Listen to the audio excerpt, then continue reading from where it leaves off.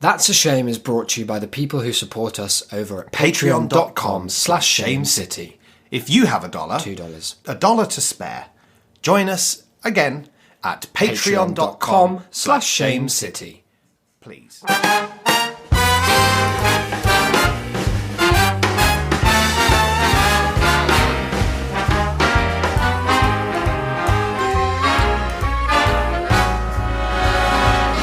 Look for the bare necessities, the simple bare necessities. Hello and welcome back to That's a Shame. How are you doing? I'm Isaac, and how are you doing, Declan? I'm doing okay. The first "how you doing," I did mean it for you, but then I realised I hadn't said your name, and I didn't remember if I do introduce you or if you introduce yourself. It's okay. So now it's for the audience. I know that you like to keep both me and the listener on our collective audio toes. Yeah, your collective audio tenterhooks, I prefer. Life good, is it? Life is life. Great. It's great. Oh, it's great. Explain this decision that you've made here. Declan has brought a pint glass of just God's own still water to the show today. Now, for many, that wouldn't be an unusual choice But for for an us, hour where they're speaking. We're normally boozing it up in the pod booth. I don't know if people can always tell that. No. I think we sound very sober. Not in every just sense. the sense of, yeah, exactly. Yeah. I've brought this today because we've got one hell of a show. Have we? We have. Okay. And when I say one, it's the number one, because this is part one of one hell of a two-part two-show. That's insane. I've not seen anything like it since, well, we've never done that. No, not really. Never. Not once. So I have taking been it very doing. seriously. Yeah, I've been doing hella research for this. There's a kind of reverence about you today, like a sort of priestly figure. Well, priests, Come they've and seen go. the face of God. Yeah, that's true. All of them. And I think that probably, I can't say for myself, having never seen it, I would say it probably irrevocably changes a man. I'm certain it And would. I've gazed upon something not quite as divine, but something which from now on my life will likely be divided into before and after. Oh, okay. So I don't know what it is, and Declan's really kept me in the dark. In a Usually, sense. the way that we approach discovering content that we're not going to tell the other one about because getting the reaction is part of the idea, is that we'll have like a key word. So like I'd say, oh, I found something funny for the show, and Declan would be like, what's the key word? And I'd say it was ghosts, because it is always. It is nearly and always so ghosts. we don't even bother with that interaction for the most part anymore. But for this one, he's not told me anything, so I'm in the dark. Well, it's because it is something that we've touched upon before. Indeed, it's something we've done an episode on before. But we were just skimming the surface. Yeah, lazily. And we promised that we wouldn't. We promised that there would be follow-up. And as ever, with the old us, that promise remained I hate unkept. those guys. Me They were so too. flaky. They really were. So does that mean that this is our inaugural Season 2 deep dive today? It is indeed our inaugural Season 2 deep dive. You got your wetsuit ready? I'm going skinny dipping into this topic. Well, let's just dive in. All right. See and Peen cannot do the reading. Isaac, I want you Yeah. to open this box here that contains... Describe the box. Well, it's a Nintendo Switch box. Yeah. You've not made any attempt to sort of dress it up or like make it. Well, like, I ooh, only thematic. decided at the last minute that I was going to do a reveal like this. Within is contained not a Nintendo Switch. Don't get your hopes No, up. I've got one. There is today's content. Okay. It's sort of like you're not doing one of your classic epic pranks on me. There's going to be nothing in the box. Or it's like 10,000 ladybirds like you can buy on no, Amazon. no, it's nothing like Okay. that. Here I go, everyone. You're going... Would people like to hear the sound of the box for ASMR? This is the fucking box, guys. It is rubbish, isn't it? Yeah. Just whisper. Oh no. Oh no. Inside the box, this sound, you can tell it's got a weight to it. And that's not just in sense of its mass, but also in the sense of its artistic value. It's the novel Bob Honey, Who Just Do Stuff by the acclaimed novelist, and that's all he's known for, nothing problematic or other, Sean Penn. Why have you chosen to inflict this upon us for round 2? I was listening to an old episode, trying to find some little clips for us for our very good, very popular little audiograms that we like to post on the Twitter feed. That's because you're social media vegan, isn't it? Indeed, at Shame City Gang, for those who are not currently following. Very good. And it was again in an episode that I mentioned previously where we take former works of art from various styles, and we wrote them instead as poems, and then we read the poems to each other, and we had to guess what it was. It was a good feature. I did one about in Bruges, I think. You did? Yeah. There was some real art involved all round. But your book, what you chose, was Bob Honey Who Just Do Stuff. Was it really? Because I don't know anything about it. No, it wasn't so much about the contents of the book as it was its mere existence, because we had not long beforehand done an episode in which we read through a few quotes that we found. Shall we be linking to these 2 episodes for new listeners to catch up on? Yeah, maybe we will. Let me just write this down right now, guys. There we go. Hot on the mic. Make note of EPs. That's meaningless. good. I've already forgotten what that signified. And I realised that I did actually buy a copy of the book, that it's been on my shelf, that it's been unread, and that maybe it was time to finally face facts, do some actual research for once, and come with some content. This is exciting for 2 reasons. First of all, I've always suspected, as I'm sure you have as well, that this book contains more than just those superficially despicable quotes we came across, but real multitudes of filth. And second of all, because this new kind of research-focused approach to gathering show content doesn't involve leads me you. to believe, well, that's good, that you'll be doing the same. You'll be turning your keen eye to Ready Player One in a minute. No, I won't. You've got to. I won't be doing Ready Player One to get ready for Ready Player One too. No, I cannot do Ready Player One because this is mercifully brief, which we'll come to in a moment. Yeah. It's quite slight, isn't it? It's quite big letters. We'll come to that in a second as well. Horrible cover. And it, despite it being, spoilers, despite it being awful. Whoa, okay, let's withhold that. It's not unenjoyable in a sense, and it is eminently readable. Are you talking about Ready Player One now? No, I'm talking about Bob. Oh, that's weird because eminently readable is again very generous, but it's like it doesn't hurt me to read it. Whereas Ready Player One, I read the prologue and I broke a laptop. There's that in famous fury. page, like that extract that everyone will probably know. If you don't, just do find this because it's beyond parody, where it's just like, I put on my cool 80s trainers and slicked back my 80s hair and then went to play with 9 different arcade games that were big in the 80s that there were. I went to the Blockbuster. It's very good. So you've just nuded the book. I've nuded its cover off. You've got to. You can't be. It's very awful. Feel how thick that is for a dust jacket. I hate the feeling of the papery hell that is a dust jacket. So we're going to start, as all good book deep dives should, with the blurb. Okay. This isn't you judging it by its... No, this is just, for listeners who have no idea, Sean Penn, acclaimed Hollywood actor, Oscar winner. Is he? Yeah. What, for Milk? And for Mystic River. Oh, really? Yeah. Oh, I guess Mystic River. Yeah. Fair. He wrote this book in 2016. And millions were asking for it, weren't they? Let's just put that out there. It was one of the things, where people do this sort of like, your dream dinner guests. Yeah. Some people, I've not met any of them, but they do who would you most like to write a book? Yeah. And he's at the top of everyone's list. Cross-cultural, cross-ages. He's the Stephen Fry of the you'd like them to write a book. Yeah. So he wrote it, and it was published in a stunning turn of events. And here's the blurb. Okay. So just take this in. This is really all we have going into the book. Bob Honey has a hard time connecting with other people, especially since his divorce.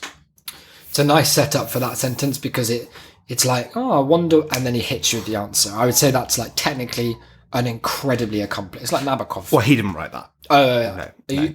Okay. Yeah, no, he didn't write this. It's a bit cool. But also, thus far, fine. Sure. Cool. That's a classic plot. It's about just cool guys. He's tired of being marketed to at every moment. Sick Bit of a non sequitur. of a world where even an orgasm isn't real until it is turned into a tweet.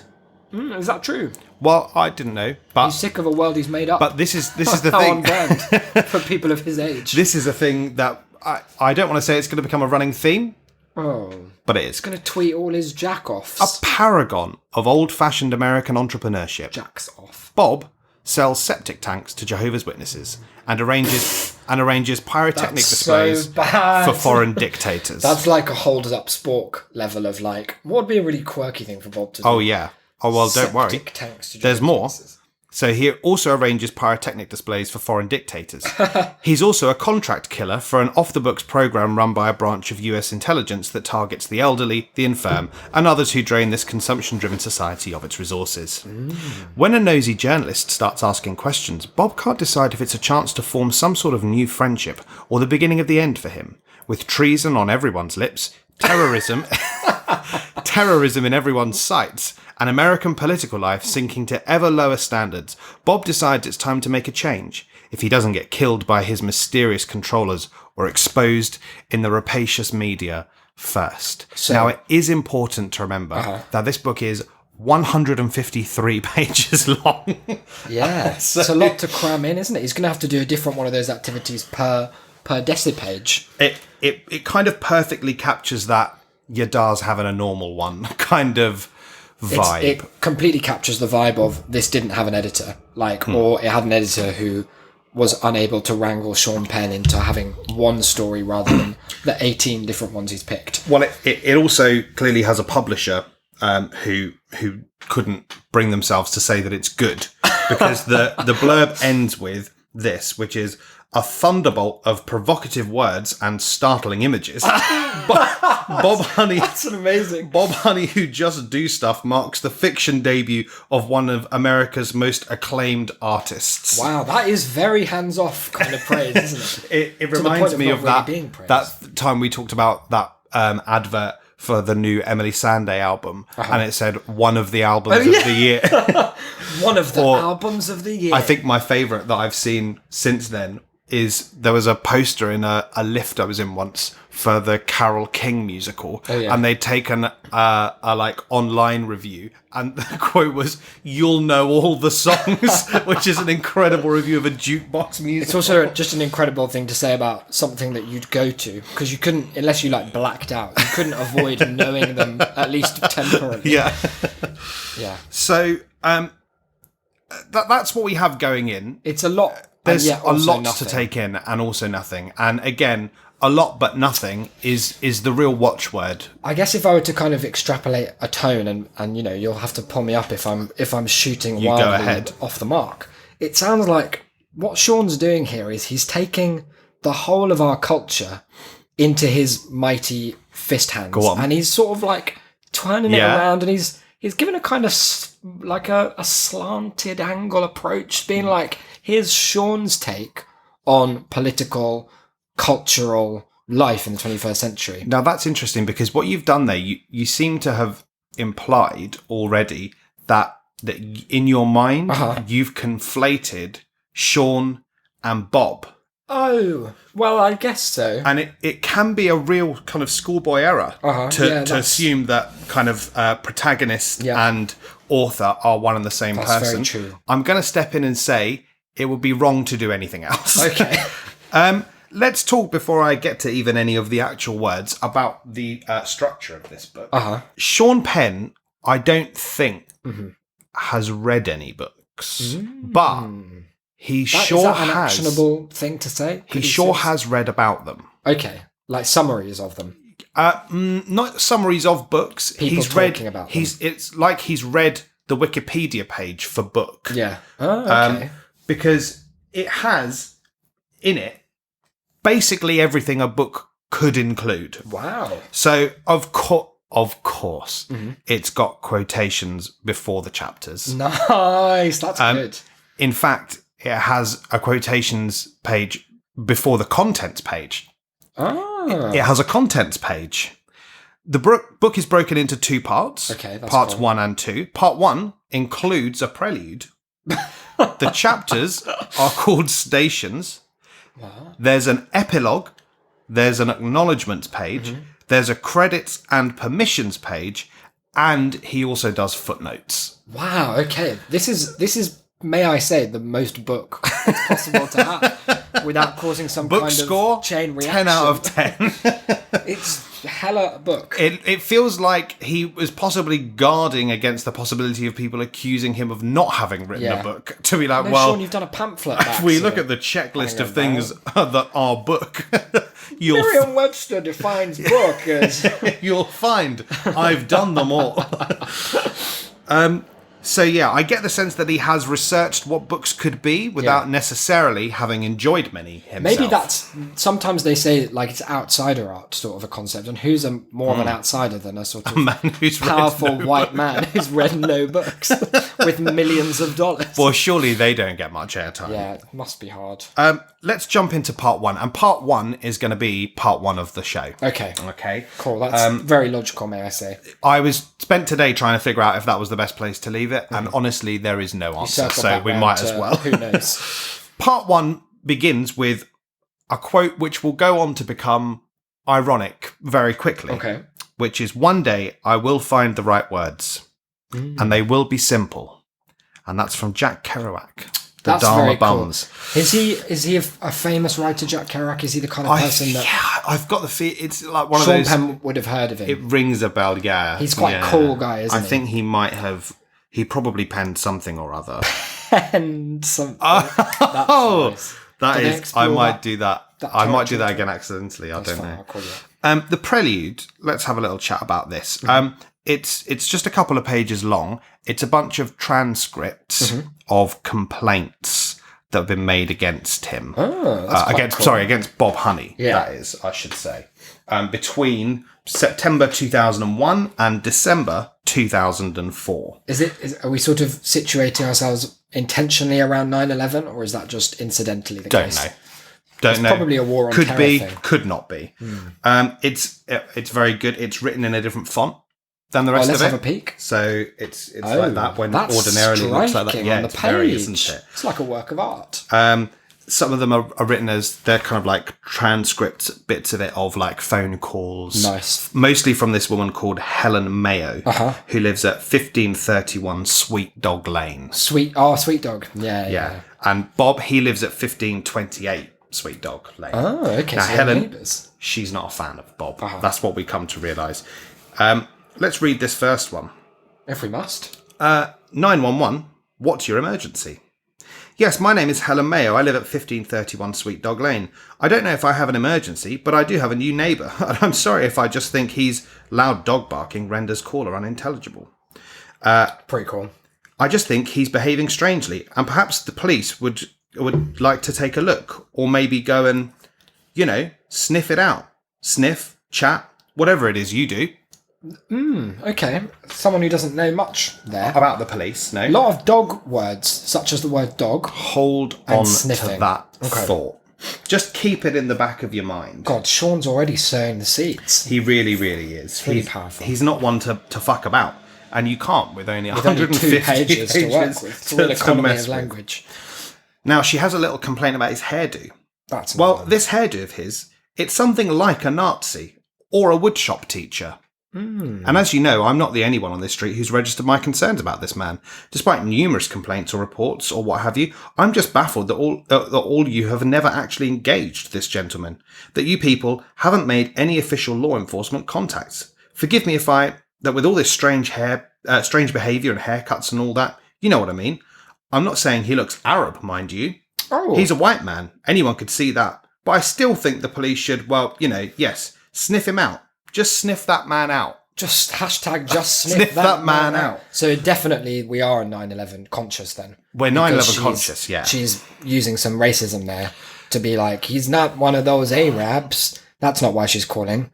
It's cool that you've picked up on that. It's cool that you've picked up on that. Well, I'm quite receptive. We need to have a discussion at some point. Yeah. And I suppose we may as well do it now, before we get into station one. Uh-huh. About Sean Penn, about who he is, about his politics, and about how I don't know what this book is about. I don't know what Damn, I'm this sorry book to hear that. is supposed to be. Can we start with what I would guess it was going to be? Yeah, Because go right ahead. I have a superficial knowledge of Sean Penn. Go ahead. And I have now probably, a top percentile knowledge of this book just by it having lived in the same house as me for a couple of years, which can be more. I can't imagine it's sold brilliantly. I've certainly not heard anyone raving about it. But I would imagine that Sean Penn is, probably a Clinton skeptic, but not much of a Clinton skeptic. He's got to be a liberal, right? Because he's like liberal Hollywood guy. I'm pretty sure, isn't he affiliated with having done some domestic violence at some point? There have been several allegations. Robin Wright, with right? Madonna, I think. Oh, okay. As well. But he was accused of it by a director, by Lee Daniels, I think. Okay. And then he filed a defamation lawsuit for $10 million. And that stopped that. Which Lee then apologised and retracted, and they dropped the lawsuit. And for me, if that's happened, then that means nothing. The truth was the truth's found, and it's all they say over. The richer you are, the more true your mouth. Yeah, and they say if you have the money to file those sorts of lawsuits, you simply cannot. Yeah, exactly. Have done, you can't done have the crime. been in the wrong. No. So yeah, my guess would be that he's going to be there's a Cheeto in the White House style satirist, but maybe without the kind of, I don't know if he'd have the patience to actually interrogate any meaningful kind of vibe of what that would mean. Yeah, I mean, you're kind of right in terms of like what I've read of the book so far and what I know of the book.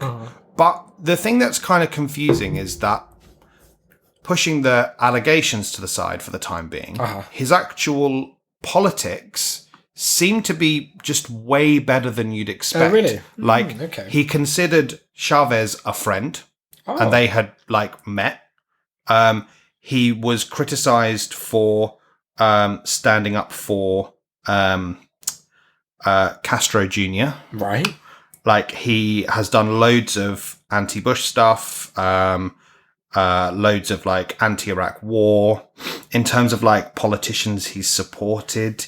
Was he feeling the burn?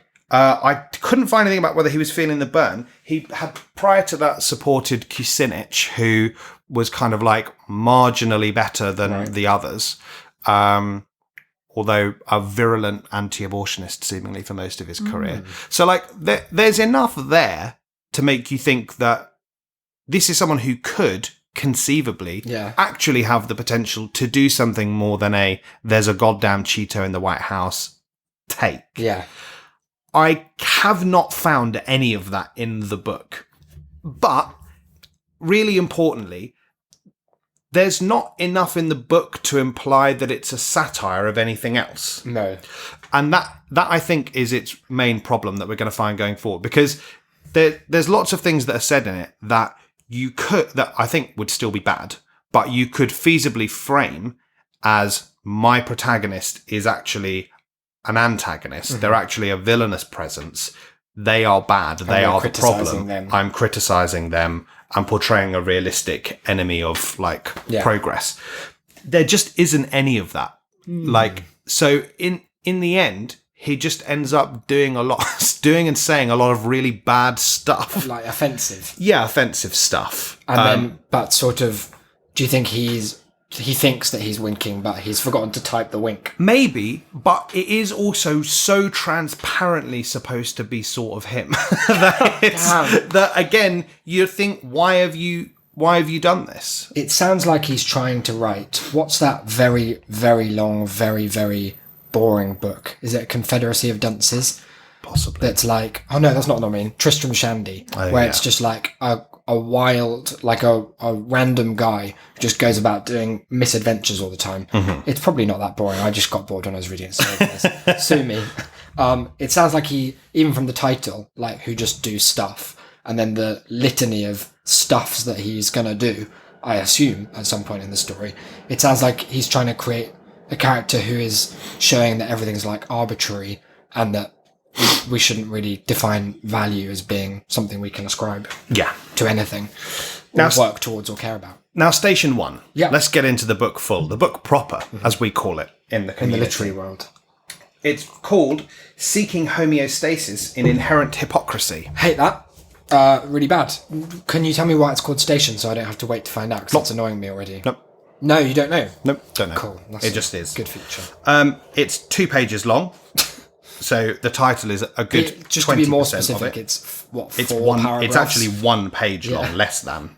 It just happens to cover both sides. Nice. Basically, all that happens is a bunch of old people get murdered in a manufactured blackout. Oh, and it's presented as a triumph of the spirit? Nothing at all. Okay. A dull white Pontiac ignites its engine, rolls over the fissures of weed onto the interstate, and under its driver's breath, it wasn't me. A Shaggy reference. It there. was them.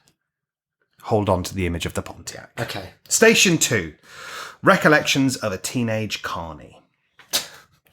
This chapter opens with the line, "It is the autumn of the age of reason."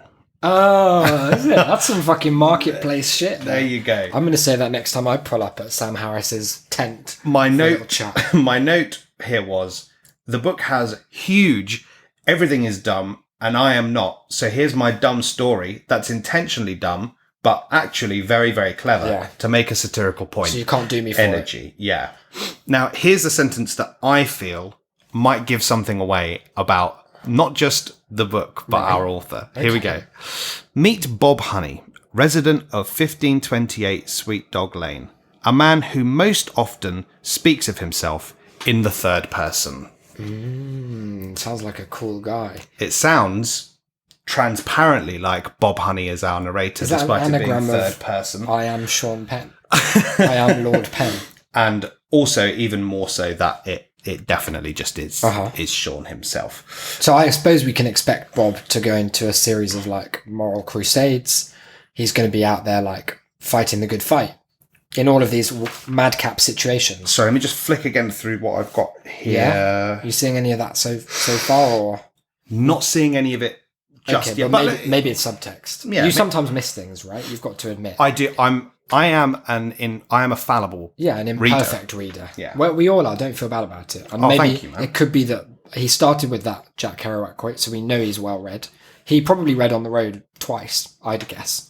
I mean, I'm not saying definitely. Jack Kerouac. Oh, see, he is well read. I hadn't even. He Yeah. knows beat poets. God. He knows people who drive around. He knows the whole lot. I'm going to read a slightly longer paragraph now. Okay. Just because it is, the second page of the second station. And it already gives us a perfect overview of how it is that Mr. Sean Penn likes to write. Although he lives alone, it is Bob's perception that he wakes to his ex-wife and to their speechless marriage each morning. Every night, he goes to bed alone, quoting A, B, C, C, B, A, A, B, C, C, B, A. Weird. The alphabet's first three forward-back repeat in lieu of sheep. This is typically followed by a dreamless sleep. Come morning, as always, there she still seems to be, his silent ex-wife, her chub and red hair, a small booger flopping, flittering and fluttering like a carburettor valve backward and forward in her nostril with every breath in and out. A woman so cynical she doesn't understand the meaning of her favourite songs. One who consented candy smells to her crevices in the self-objectification seeking of every random man's desire. This pursuit outweighed even her own existence in any actual elation that life might otherwise offer. It is impossible for Bob, waking up all these mornings to her speechless misandry and fraudulently feminist superhero dreams, impossible for him to not consider ligature strangulation, droplets of gasoline ignited one by one, the stinking of her burning flesh, and affirmations of anguished screams. But when these considerations tickle the tumult of actionability, only then does he relinquish their delicious danger and find himself buoyantly liberated to move away from the definitively empty bed. So Sean Penn hates women. That much is He clear. does not like them. And it's not, I hate that thing. It's a very Tumblr gesture where people are like, there is a character in this book who is bad, therefore the author is bad. But given what you say, the centrality of Sean to the character itself, and also like, even if we accept as questionable the allegations of his personal life, doesn't seem like he's a big What I said was, fan. personally, if I were someone who had been publicly accused of domestic abuse, I personally wouldn't have used the second page of my book to describe a man virulently dreaming of murdering his wife. His stupid, his stupid, artless, not even there, dumb, invisible fat wife. ex-wife. Yeah, it seems like a pretty bold statement of one's artistic intent. We got a few bits there of his favourite literary technique, which is alliteration. I, in fact, started a whole new Google Doc that I titled Bob Honey Alliteration, and I dispensed with it because there is too much. He's also... give me a few. Here's a couple of lines. These appear within the same 6 pages. Salacious sessions of sexual solitaire, boxed, bannered, buried, or betrayed, wounding words and woeful whimsy, if you eat it your wee won't work, to finance his fever for flame, manipulations of mind mandated by green-grabbing media, brief break in the weather where his dullness dazzled a dame. They all sound like Gilderoy Lockhart autobiographies. Yeah, or like textbooks from the Harry Potter world. The whole thing Very as well shit. reads, and it is the most annoying thing, about the book, I think. Although I should say not the most offensive. Yeah. It reads like, and I listened back to our old Sean Penn episode just today, and I'm glad that we made this judgment then also, which is that it reads entirely like the scene where Joey writes the recommendation letter and replaces every word from the thesaurus. But it's worse than that, because it's like he chose deliberately the worst word from the thesaurus each time, the one that means the least in this, the least overlap with what he wants it to. Yeah, exactly. He's doing that thing as well, which is like one of my personal least favorite things that we talk about every year. We do Sex and Fiction Awards, which is the mistake that people make, that if you reference something bodily that's gross, then your writing is cool, because you're showing that you're like a real adult who's like, life, it's not all roses. Sometimes writing shouldn't be shit on the sanitary. bed. Yeah. Sometimes there's what was his word? A booger flicking its way across the nose. I'm sorry that you don't like that, because it is going to pop up quite a bit. It's also something that not that aspect, but this kind of like style of writing is something that kids do all the time when they don't read. Mm-hmm. Like if you ask a classroom full of children who don't read books to write something, then they all affect this kind of like Writing faux voice. posh voice in their head. I'd love to know who everyone thinks that voice belongs to. Yeah, well, It's they just don't like the know. collective voice of the imagined author. Yeah, because they think like book equals fancy. Yeah. Therefore, And it's not even like fancy in the sense of like long Dickensian sentences. No. It's fancy in the sense of like tortured it's syntax. affecting. It's basically the beret guy who's smoking in the corner and who plays acoustic guitar and wants to talk to you about Spinoza or something. It's like how people think he would write. And Yeah. it's the worst possible thing. This like chapter is kind of like him remembering his childhood essentially, and the time that he worked as a quote carny. There's not really like the trouble that I had with putting this together as content is that there is no story. Like there isn't like a plot. Like what happens is not interesting. The only thing that's really interesting is to look into all of the mad things he says and what on earth you think he might mean. So if we dropped the whole angle of him being investigated by his neighbour and stuff already. That's coming back. Don't worry. It is. Okay, it will good. come back. Good, Yeah. good. He has a line here, the alternately haunting and annoying sounds that conjure... He's talking about an ice cream van here. Oh, yeah. The alternately haunting and annoying sounds that conjures clowns, midgets and stuffed animals. Oh, that's nice. I don't know that he's ever heard an ice cream van. I don't know that he knows what the word conjures mean. Yep. Ice cream trucks, because his ex-wife owns one, had become the bogeyman of his brain. That's really good. That's a very, very nuanced and good image, for sure. He bloody loves alliteration. I made that note there because I finally came across some of them. I don't know that what he is really using it for, and I don't think he does either. That's fine. But bless him, he's really going for it. Saltpeter is a proper devil. If you eat it, your wee won't work.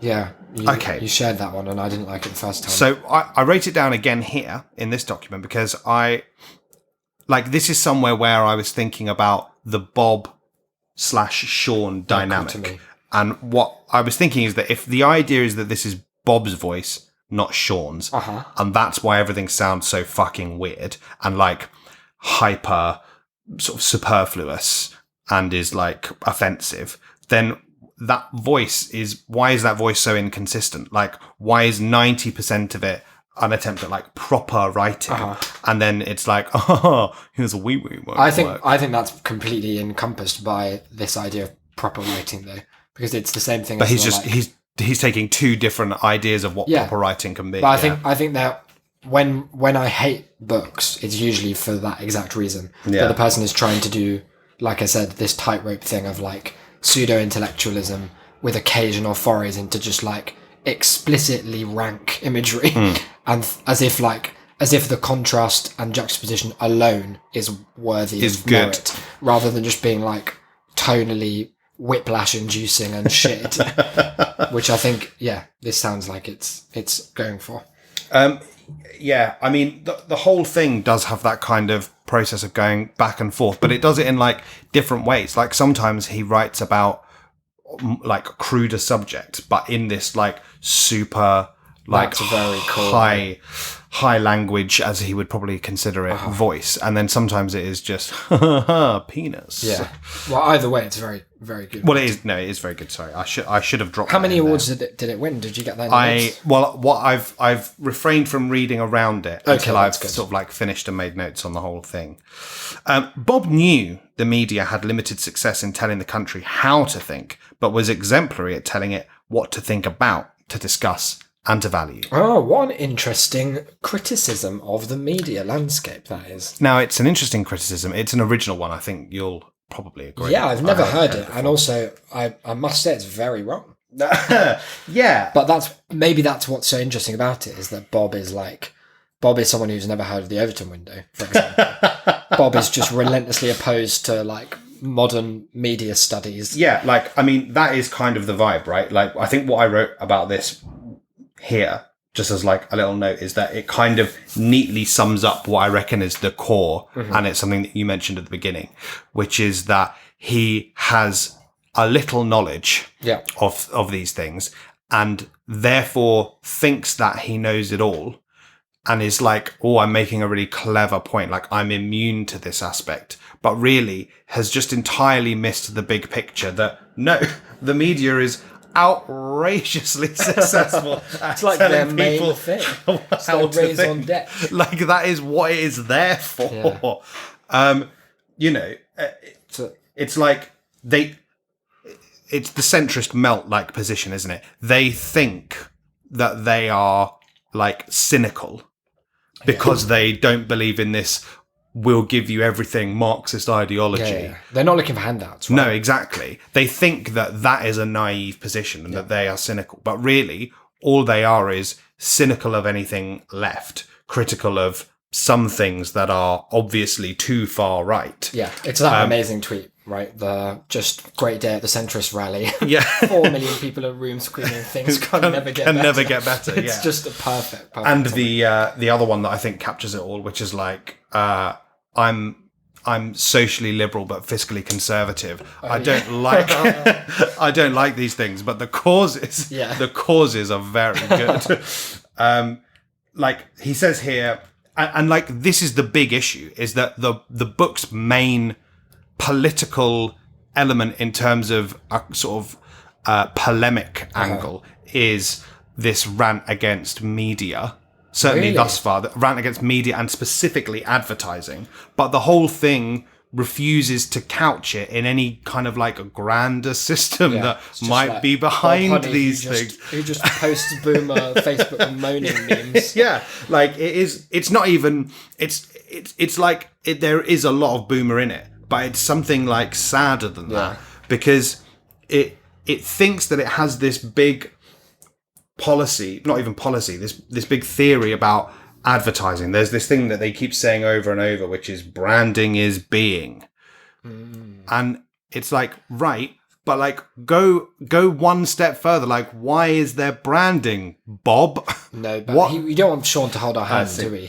Maybe Sean is just showing us the window and it's for us to dive through it. Somewhere in the spaces of time, he says, it seemed mankind had traded truth for treachery, both religious and commercial. Like, again, this like, well, somewhere things went wrong. Doesn't mean anything. Just looking around like, wow, something must have happened that made us all less honest. What could it have been? I don't know. Said Bob, looking around. Wandering.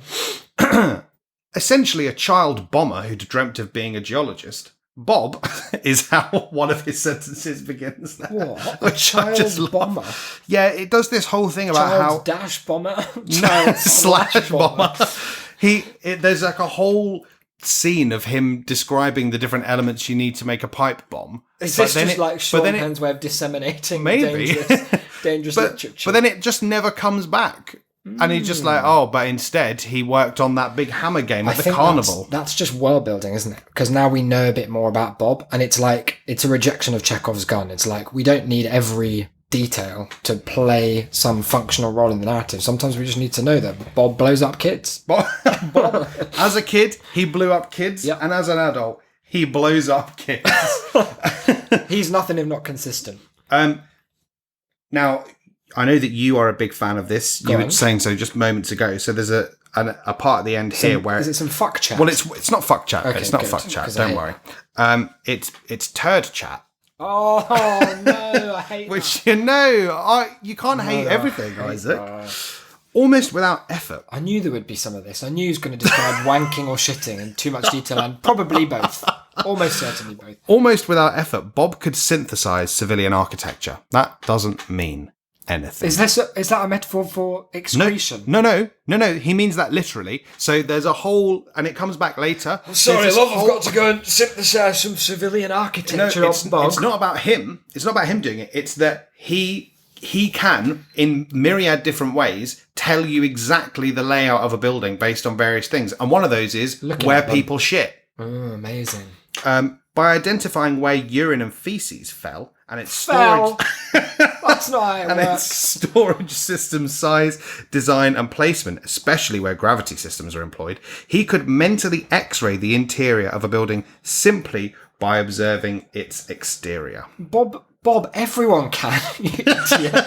Bob's just flexing on being able to see through windows and having been in enough buildings that you can broadly guess what they look like. It's not be like the ceilings upside down. This, he thought, had application in human systems analysis as well. Such thinking could render a man's spirit and personality severe. His ability wasn't brandable.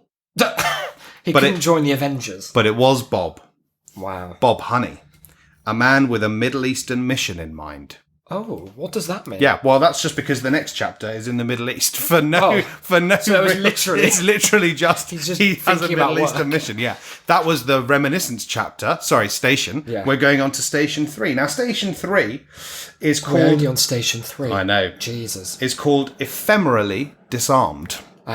Whoever taught Sean Penn the word ephemeral should be shot. Now, personally, I would have called this station casually racist. Oh no! However, Trigger warning, gang. Bob and Sean had a different idea. I'm just going to read through a little like selection of the. Now this all is from the book, right? This is all from the So book. if people want to complain, they should do it to Sean Penn's publishers. Please, and honestly, please do. Please do. The basic plot of this chapter is that he goes to Baghdad to sell septic tanks because he thinks that they might need them more than the Jehovah's Witnesses do. But we didn't have him selling them to the Jehovah's Witnesses yet. I think he mentioned it somewhere in that chapter. I'd have really thought if that was on the blurb that was going to be a main thrust. Oh of the no, plot. it's just kind of dropped in that's what he does. That's disheartening. But instead, he spends the night with some Ghanaian paramilitaries and ends up working for the CIA, killing old people. I hate it. And I cannot stress this enough, no reason whatsoever. There is literally a point where he just sort of he's wandering through Baghdad. Yeah. He gets captured. He spends the night with these Ghanaian paramilitaries. The next morning they're gone. And he rings a phone number and they're like, yeah, cool, ring this number if you would like to kill some old people. What? And he's like, sure, I will do. Fine. So anyway, here are some of the terms that stood out to me. Now, one of them's slightly longer, not too long, don't worry. So I'm just going to get this up. Now, it feels again like this chapter, this is where you could feasibly write these things from the perspective of a character who turns out to be very bad and is very obviously the villain of your text. If you are going to articulate and do it well, a much more serious point. What do you think the point is that would be being made in that case? Is it a criticism of America or jingoism? Yes, or I think it could be a criticism of that. He is hugely anti-war. It seems criticism Sean of Penn. killing old people. Yeah, I don't know that he's explicitly anti-old, but he's not explicitly pro-old. He's pro-murder. It seems. The point that I would presume that you could be making is if this were a satire of that kind of veteran-obsessed American centrist who thinks themselves wiser and smarter and more progressive, but actually still holds kind of like quite deep-seated prejudices. Yeah. That is the like point that you could be making. That is the character this could be. Yeah. But isn't. It doesn't seem like an incredible sort of needle to thread as well, because that's certainly like been done. Oh yeah, 100%. So it's almost like a choice that Sean's avoided that. Because maybe he's one step above that. Well, maybe he is. Like, this could all be above my head. Could be. He caught himself humming the chorus of Outkast's Bombs Over Baghdad. His limited awareness of popular music was such that all hip-hop and rap-sounding songs were, to his knowledge, from a black band called Tupac. Wow, very cool. Despite him singing an Outkast song. Yep. Very cool. He gets Weird off that he's got such limited knowledge but happens to have like a geographical reference yes. to mind. He gets off the plane in Baghdad and says, Bob hastily exited and breathed the new morning's Muslim air. What does that even mean? It doesn't Muslim mean anything. air. This is one prime example, and I would call it the best one, but sadly there is one that's just much, much better that comes up towards the end of this part of this style of writing where every noun must be accompanied by some sort of modifier. Otherwise, it's not art, It's a waste, and we won't isn't it? know what's going on. It's like if you're just writing said all the time, surely people are going to get bored. People are going to aren't get they? bored of said. You better say whispered. Ejaculated. It's very, very, very bad. Fact. Grass-skirted Ghanaians patrolled and protected corporate sites on the streets of Baghdad following the Shock and Awe campaign of March 2003. And what better mechanisms of terror than to embed grass-skirted cadres of cannibals within these ghostly ghettos of the Arabian Nights? Normally when people say fact and then a colon, it's both true and pithy. For me, this one seems to be lacking. True, pithy, and lacking in racist bias. Well, sometimes. Yeah. But you know, he's a powerfully revolutionary writer, isn't he? He's a daring racist, I'll give him that. He really is. The indigenous model was spearheaded by a head-shrinking entrepreneurial tribesman. Well, that's a trope. Then there's also another bit where he's talking a bit about the history of how these grass-skirted Ghanaian paramilitaries came to work in Baghdad, where he says a sentence that I find so ironically stripped of any kind of sense of being informed. He uses the phrase, when missionaries became more culturally constructive communicators with cannibals. Oh, very pointless thing to say. The alliteration alert going off again there. Yeah, absolutely. It did occur to him as a private joke with himself that were the chickens... I hate this already. You don't need to do that, do you, as a writer? Oh, no, but that is funny already. It's the laziest possible way of interjecting a shit thought you had. It is like... Bob but by the way, my character was wondering... My character cleverly thought smartly to his cool self. To his cool self. What if I do a comedy racism? My protagonist racistly chortled to himself that were the chickens they chewed not in such high supply, he might have found himself on the menu. Fucking hell, you can see it coming a mile off, Sean. A fucking centrist dad AI who's only trained on one dad could have written this book. He's like just surfing through old Wikipedia pages. Oh, pretty interesting take there, guys. I hope the 2000s don't... He was consulting with like Andy Parsons about what to write. And then also he writes the phrase, when he wakes up in the morning and they're all gone, he says that he felt as though he'd been abandoned by his Ghanaian brethren. Okay. And I think he just about managed to put the TH instead of the D. So is this all in the same chapter, or this racism? This is all in the same chapter. This is within like 4 pages. And do you think what he's maybe done is like, you know, the concept of a worry doll? If you're like, you've got a lot of worries in your life and stresses, the idea is that you whisper them to these little knitted dolls and then put them in a box, and you're like, I've locked them all away in there. It's like excising them into one place. No, it's not. No, it spills out across the whole rest of the book. Don't you worry. I was really hoping for not that. This is like, we've already discussed most of the stuff about like his politics. This is where I like had to break from reading to look up, because my feeling was that that he must be some kind of like outrageous radical military obsessed centrist, because it's the only vibe that comes from this. But then I was like, oh, seemingly he's not. Like, I know that there is some like pro-Hillary, anti-Trump stuff coming in the second half. Yeah. So, like, really? Yeah. But like, I was surprised to find what I did. And I wrote, maybe this gets better as the book goes on. Maybe Bob becomes more obviously a villainous presence and the book makes a clearer point against him.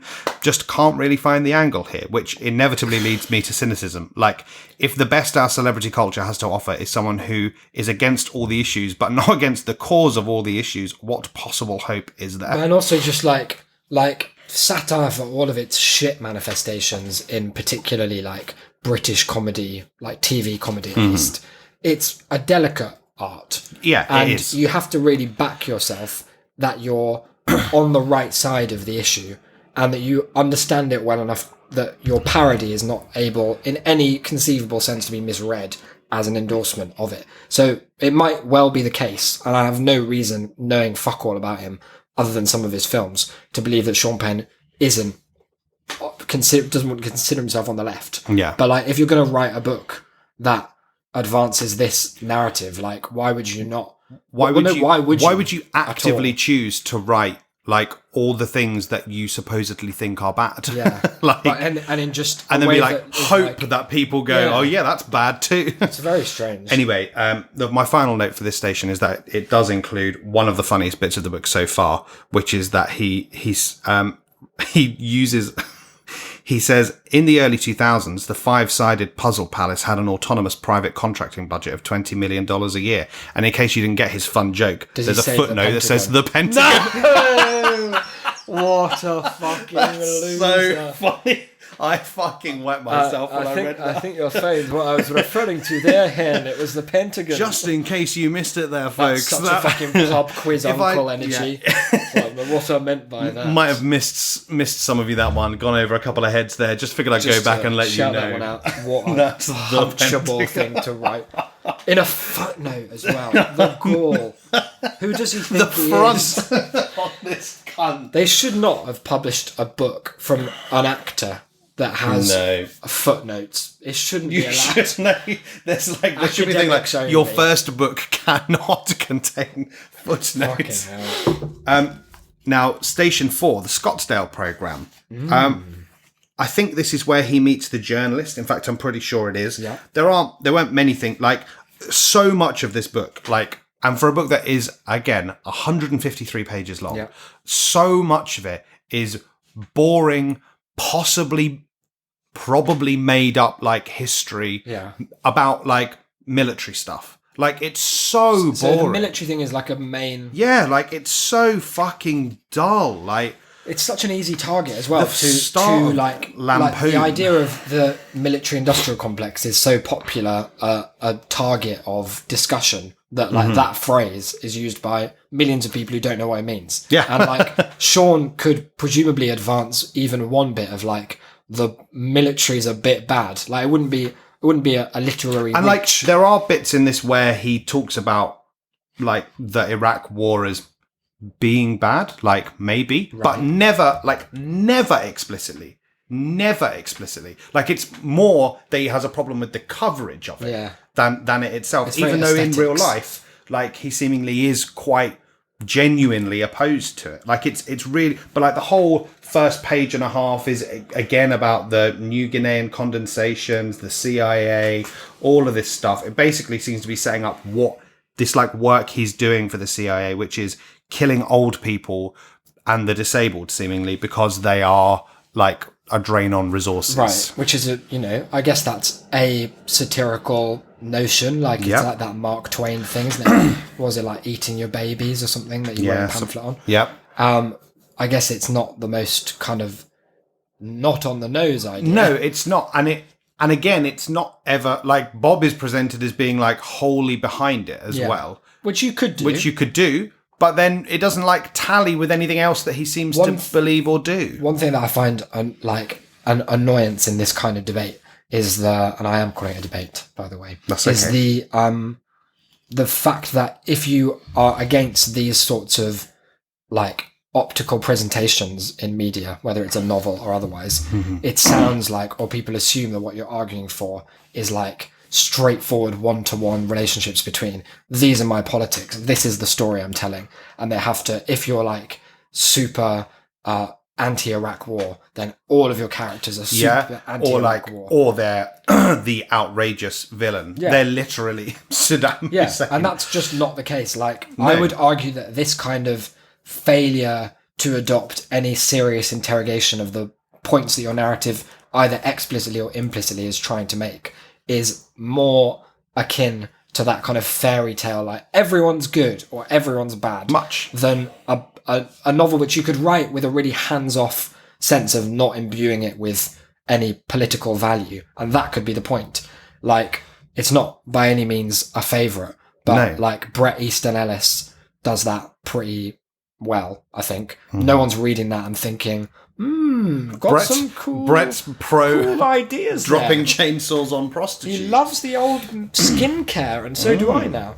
But it's just like, it doesn't have to be one or the other. Is my point. And it doesn't have to be like, character with bad morality, book with bad morality.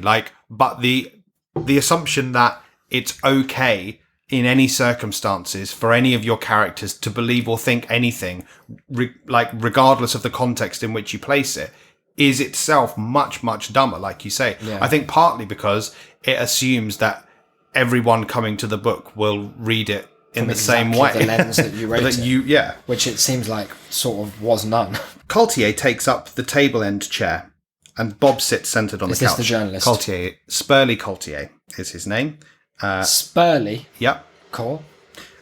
He's come to chat to Bob, apropos of nothing at the moment. Right. And Bob just let him in, despite there being a page and a half of Sean Penn talking about how Bob doesn't do that. Subversive of itself. French, Bob asks. American, says Coultier. What do you do, Bob? Bob ponders, puzzled. Then, just ... stuff. Oh, that the name of the movie. And they all stood and applauded. Leonardo DiCaprio, like in Once Upon a Time in Hollywood, pointing meme. Yeah, I do regret to inform you that is not the only time that joke will. Oh, that's interesting. Be made. He seems. Well, to it's have such had a good joke. If I'd come up with it, I'd be leaning on it every episode. They have a bit of a chat about nothing for a page and a half. Any kind of boring war intricacies? No, none there. Lovely. We'll save that for Station 4. Then he goes and he's like, I'm going to come back on Wednesday. And Bob's like, okay. Cool. That's quite good, isn't it? Because sometimes one of the things that, like, I imagine I'd struggle with if I were trying to write a novel is avoiding the tropes and cliches of, like, not even the meet cute idea, but of like, I've got protagonist A and they at some point in the story for the narrative to work have to bump into our second lead. Like, how can I make that organic? Well, we've been trying to do that. Is he's just not. He's just said, yeah, fine. He's just been like, and then they met and then they were friends now. Yeah, like he literally turns up on the door. It's not until I think the third time they meet that he even explains why he's talking to Bob. That's cool. Well, it's like real life. Now, here we get into a section I know you're going to like, and it's Bob remembering a romance that he had with a girl called Annie. Fuck. They'd met on a park bench one day during Bob's surveillance of elderly lawn bowlers. Hello, offered a velvet voice. Hello. Yeah. With no H. With no H. Okay, sure. One look at her standing above him in that park, and Bob felt a relaxing of his joints. She may have been young. She may have been too young. Oh. But Bob never bothered himself with these distractions. Oh, Bob! Oh, no, Bob, you really ought to. It's another... It's really one of the distractions worth bothering oneself with there, Bob. Much like the how do they meet angle, Sean... No, hand waving across the whole law. Through the whole taboo to say, she may have been too young, but guess what? He didn't care. That's not something we'll be dealing with in our book. It was fine. So with his joints all loose and a child standing above him in the park, so she's floating above a tree. Later on, as in like half a page later, when they're naked, there's they're fucking in the park. No, not in the park. With the lawn bowls. Never one for psychosexual infantilism or paedophilic fantasy, And that feels very much like we gotta do a song about how we don't diddle kids. That's so clearly the publisher. Love the Station, Sean. Is it Station this week? Yeah, Station. Station, yeah. Really cool. Love the character of, was it Annie? Annie? She's almost 3-dimensional now. Could we rein that in a little bit? What if we just made clear that he's not a nonce? That by too young, we mean too young for him, not too young of spirit. Not too young for the national mind, for the consciousness. They had a brief love affair, or rather he did. What a magical vagina, Bob thought, after exploring it for hours. Don't be this way. Hairless, but magical. What strange use of but. That's a very weird, very exposing value judgment that Sean has made. Don't worry, it comes back, because that bit about never being one for psychosexual infantilism or paedophilic fantasy, after their sex, he said, good vagina, seemingly downgraded from magical. Maybe more Vietnam. More Vietnam, she asked. Is it a bit urban, sugar? You're looking for some jungle? Bob nodded. Okay, she said. What era I'll put are we on in? my little Merkin piece next time. Oh, fucking hell. He should be in prison. That's partly a joke because she has alopecia, but It's really not good. Could you just give me that bit of dialogue again? Because it sounded like someone had smashed together every era of American dialect. never one for psychosexual infantilism No. or Let me stop you paedophilic there. fantasy. I only wanted the dialogue. After their sex, not the he whole said, goddamn quote. good vagina. Maybe more Vietnam. More Vietnam, she asked. Is it a bit urban, sugar? Is it a bit urban, sugar? I Meaningless. honestly thought that he meant black when he wrote that in the most racist sense possible. I thought he'd done it again. Yeah. But it seems no. Bob Honey, who just won't stop doing it. Bob Honey, who just do slurs. You're looking for some jungle? No, I'm up. Bob up nodded. I don't need any more of it. Okay, she said. Please feel free to move on so I can do a big brain reset and forget this happened. Now, there's an important point here that the love affair then ends. No, I mean for what's coming up. Okay. The love affair kind of ends, and she occasionally sends him photos, and one photo, the most recent, was an unvarnished snap of a 12-inch and girthy black dildo, which appeared to have been discarded on a city sidewalk beside a casino poker chip and some publicly planted greenery. It came with a simple note, greetings from Las Vegas, I'm with the girls. Wow. Very cool. Don't worry, because that will be important later. I'm glad, because that's definitely one of the most interesting details we've heard so far. Now, let's see here. Now, I've got a nice juicy quote for you. Okay. To just have your own little analyse of. Yeah, give it to me. Bob had found fundamentally foreknowledged form in the way Annie giggled at his apparent brooding and solitude. Tell me the beginning again. Bob had found fundamentally foreknowledged form in the way Annie giggled. I can't pass this language. He'd found fundamentally foreknowledged form. Foreknowledged form. Fundamentally foreknowledged form. Yeah. This doesn't mean a thing. Well, that seems a bit doesn't. harsh. Carry on. That seems a bit harsh. In the way Annie giggled. I'm furious. In the way Annie giggled at his apparent brooding and solitude. In her generation's world, Adderall and advertisers' chickens had come home to roost. Bob felt from feline millennials the transmission of Instagrams blitzingly blazing from all directions, the sensation of Roman arrows careening chaotically within his skull, the trace around ammunition of human selves anonymously exposed. No one spoke to anyone, and when they did, it was more about those anthropomorphic arrows than it was the natural air of organically human traverse. That air, that life, again so unceremoniously sidelined by a generation bent to uninvent the wheel of love and as willfully inattentive to control computations or surveillance. An age group so lost to letters and stinted transactional sex, it seemed of them that they distinguished little between an active orgasm and an active one. So quickly might Annie come that he'd try thinking of chocolate bananas, cotton candy and chugging trains to ward off consciousness of her detachment and perhaps to delay his own ejaculation in hopes of making hers definitively real and defiantly human. Yet, to no avail.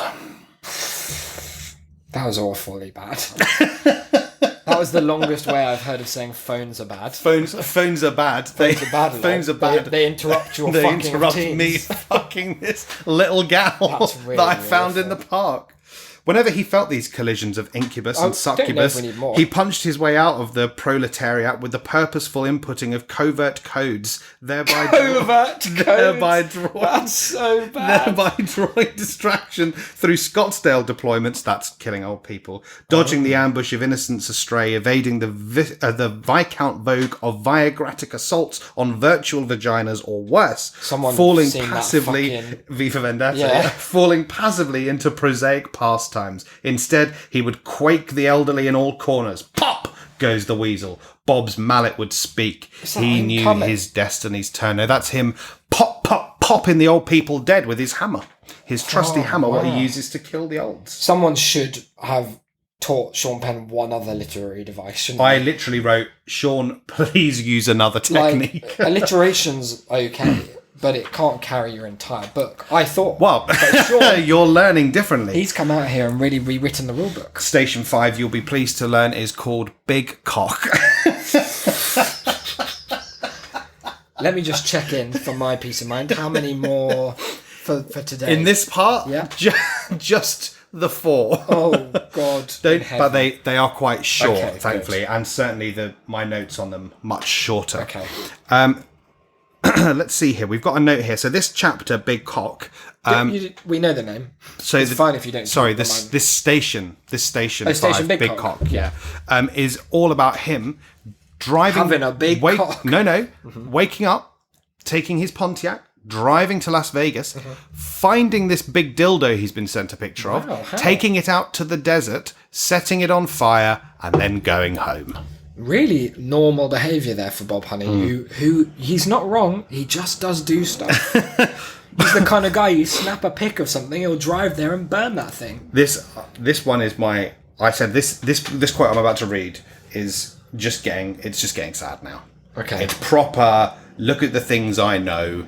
/ read on my quote of the day toilet paper. One of my people prepared for me in a little dossier. Bob is indeed a man of moral purpose. Yet this does not prevent him from worshipping at the altar of Emerson's espousal. Foolish consistency is the hobgoblin of little minds. I don't know what that means. What's Emerson? He's As in Ralph. Emerson? Yeah, Oh, right. yeah.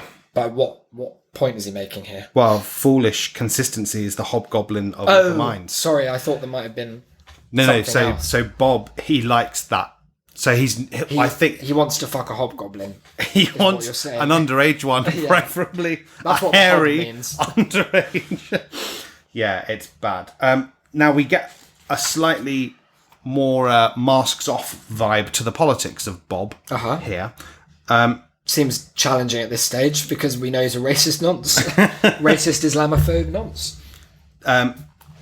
The cynical lack, so their lefts, rights, and mutual wrongs, the cynical lack of substance to their reciprocal unequivocals. For Bob, 1 + 1 still equals 2. Yeah, same actually, Bob. Yeah. That's relatable. Them's the facts as he feels them. The leftists, he thinks, no. see themselves as Oh, no. idealists and intellectuals. Hence, they forsake inclusion of a right, be it in gaming. Bob wants to say gamer words. Greed. Bob doesn't.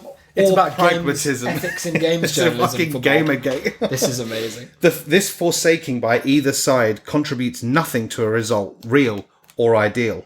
What works, be that question or solution, is the be-all and end-all for Bob. I don't know what you mean. Results, Bob thinks, are the religion of an active mind.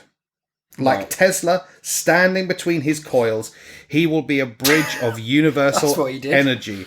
Moral schmoral, you kill coral, he comments to critics unseen. What does that mean? What does it mean? Don't you worry, that's You kill coral? moral schmoral, you Is that kill with a capital coral. C? No, Is it a bio? It's a eco thing. Yeah. Maybe, right. yeah, I think so. I hate that section a lot, and Mm-hmm. it's really the most sort of. Well, I was willing to give Sean Penn a little bit of Go on. benefit of the doubt that maybe the kind of pseudo-intellectual vibe was a choice, an aesthetic, a decision of how to couch the narrative and Bob's character in a way that makes us hate him, and that's the point. But Go on. I guess in a way it's succeeded in that I hate Bob, but I hate the book and Sean more than I could ever hate Bob, because let's remember, Bob is not real. No, Bob is just Sean Penn's Bob's nasty, a fiction weird of, mind. of Sean's agency. I thought you might like just a thought little wrong. description of when he burnt the dildo. Oh, of course, actually, I would. At midnight on the reservation, Bob is assaulted witching by hour. animism. Pardon? The witching hour, he said. Hold on to that thought. Go on. The swirling surround of deserts and stars. He claws out a hole in the ground and sticks the dildo's base into it. With the X-Acto knife, he slices a small sliver pea hole into its tippy top, Hate that. then inserts the bottom of a white birthday candle into the pea hole, lights it, and slightly adjusts its direction towards the North Star. A flash ignition of fumes due to the degradation of the silicon bursts from the dildo's undershaft, creating hands of flame that seemingly reach to cut Bob's face and pull him in. The schlong burns fast and hot as he listens for echoes of Emerson Boy, does it. granting ozone amnesty. He hasn't even gotten the first hot dog out of the package, much less cooked it, before the whole cock melts with the wanton why me of the Wicked Witch from prick to puddle. The wanton why me of the Wicked Witch. She doesn't ever say that, does she? Why me? Screamed Elphaba. She knew very well why. Yeah, because you're the Wicked Witch You are of the quite West. literally the Wicked Witch of the West. Yeah, so he terrible. goes home. Yeah, after having a sort of cock barbecue. Yep. He's eaten a couple Phallic more of the hot BBQ. dogs. Yeah. Now, this is another bit where we get some insight into the political, where Doubtful. it does a... No, we actually do here. This is a strange Okay. passage, but I think it's perhaps one of the most indicative ones, because it's a proper, like, you've read this word, Yeah. you're on the edge of understanding what it means, but if you did understand it, you wouldn't have written this, I'm so even excited ironically. to know what the word is. It's going to be something like dialectics. It's very close to that. He clicked on the TV and watched a whirlwind of news, American media coverage on the Middle East. In the battle within Bob's brain, media sources created a chaos of overload, a marketed, manipulated assault on retention. History books did the same, all heirs to Herodotus. There's a footnote here, father of Greek historians, nicknamed the father of lies. Cool. The Western developed world, considered so rich in pride and possibility, more often than not kills beautiful things in the human heart. Pride, he believed, a pleasure better suited to Orientals and peasants than to those of the West, who'd come, Orientals with a capital O. Yeah, I would imagine. Who'd come to so commonly detach love from infinity, while ubiquitously clinging with cowardice to the fearful fabricated prides and prejudices of yesteryear. How is it possible for a white American to calculate positive or negative impacts on Middle Eastern matters? One could either passively advocate medievalism and intellectual poverty, or at best bow to moderate governments that tolerate a measure of both. The only remaining option, intervention. There didn't seem much room to manoeuvre in the cradle of civilization, and our senses now so systematically suppose savagery. Hence, Orientalism is most probably a topic best observed by Orientals. Right. What's the couching of this in the story? Why He is he start turned on talking the, about this? he turned on the news, and then had he all was these watching thoughts. the news, and then he had these thoughts. Okay. A cynic would Yeah. say Sean Penn had these thoughts Maybe. and used the news device as a reason to write them. I mean, yeah, cynic, true, but also someone who just was willing to overlook the fact of the rest of the book so far. It just seems like that randomly happens to align with something he might genuinely believe, rather than he's waited. How many pages in are we? 5 43. stations or something Yeah. before being like, oh, here's one thing I actually agree with. So either Sean has concocted the most confusing hodgepodge of beliefs that he may or may not hold, and we're expected to Poirot-like disentangle fact from fiction, which is a lot to ask from a reader of such a bad book with such like laughably poor prose, or it is just totally random and he's just saying stuff. Yeah, I mean, there's just something so, like, maddeningly and depressingly and offensively ironic about espousing for Orientalism, Yeah. and then also using the phrase Orientals, Yeah. the whole way. But do you throughout. think that's like he's being like, well, look, Bob, he's the kind of guy who almost He says rough language, Yeah. but you've got to get past that. Yeah. It's all said with good intentions. and we're like, wow, great, run for Congress. I honestly can't pass the tone of the line, the only remaining option, intervention. Is he trying to say that's all you could think if you were a white American, which Bob is? Well, yeah. Or is he saying No that one knows. genuinely? No one knows what he's because trying that's to the say. problem. Because either either But it's quite an important thing. it's to really, clarify. really important because either Bob and Sean are just mad hypocrites who say, "How could we possibly know?" And then 2 lines later, the only possible thing we could do is war at them. Yeah. Or he's like, "Wow, that's what they would say," but also, I'm saying it just why not? Just Well, if you louder. can't beat them.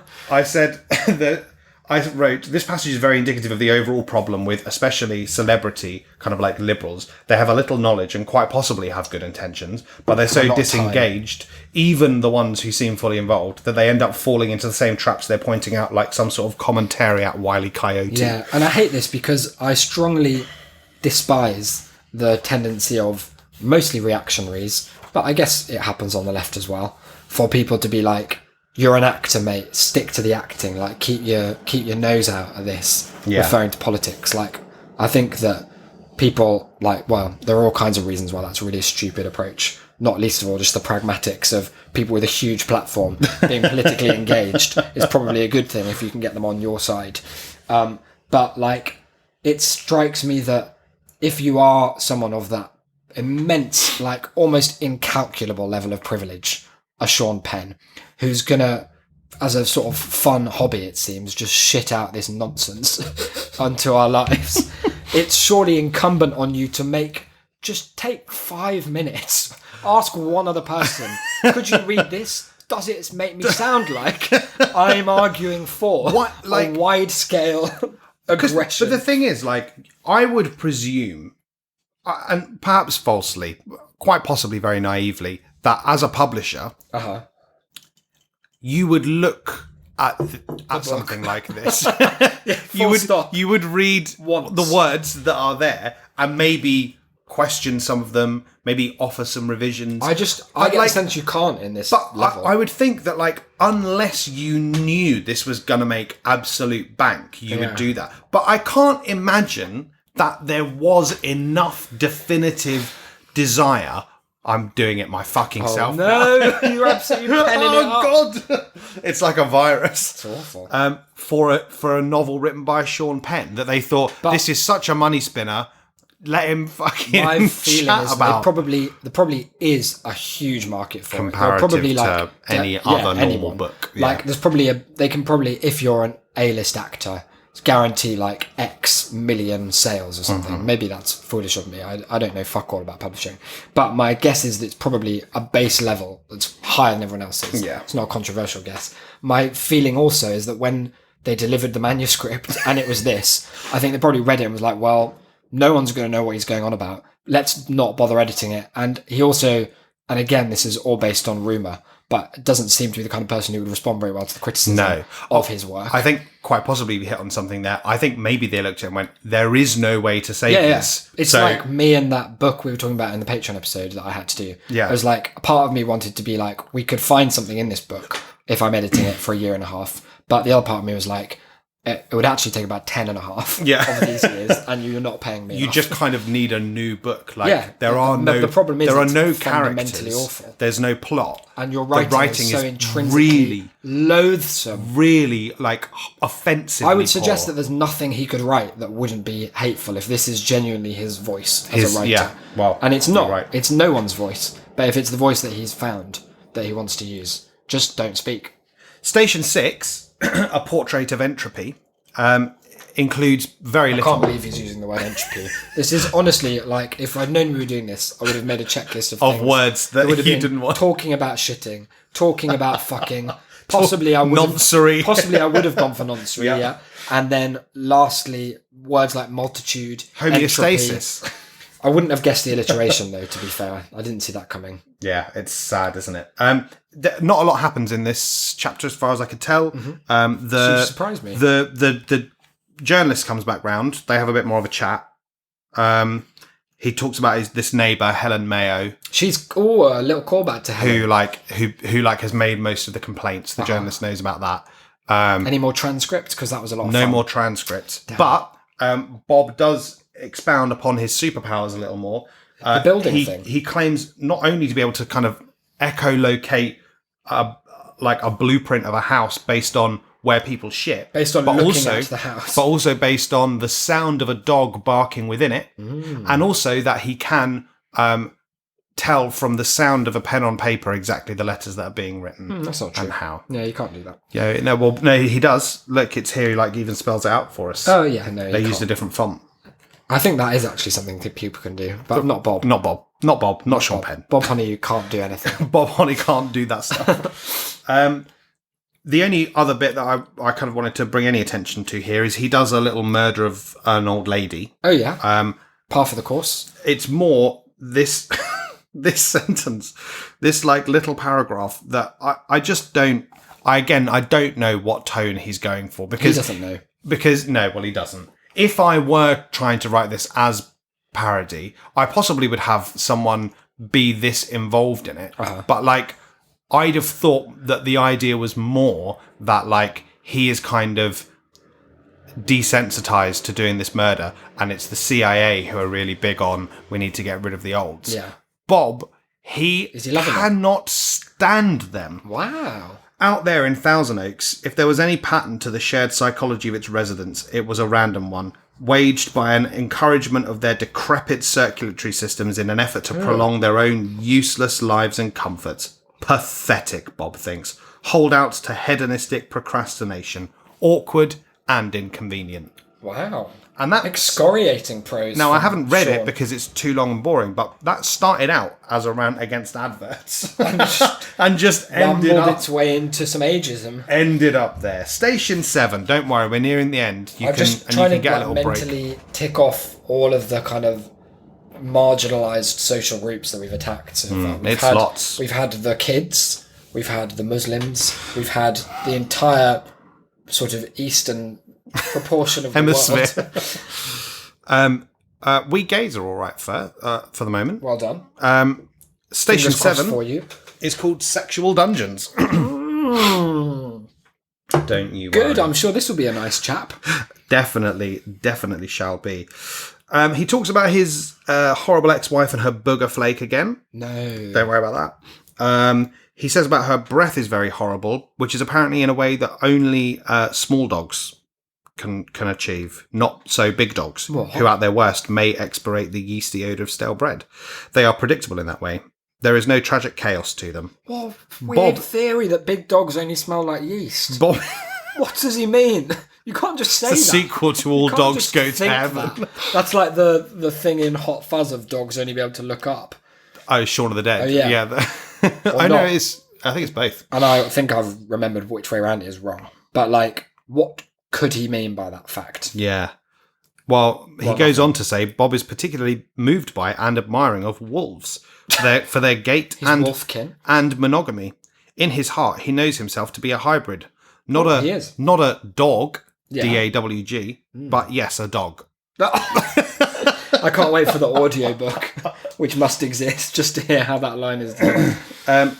A house pet with wolf blood. It takes a special bitch to elicit his commitment. He'd found and delivered his best to a few, most often to women of chub and red hair. He'd been bitten in the throat. Women of chub is such a strange phrase. WOC.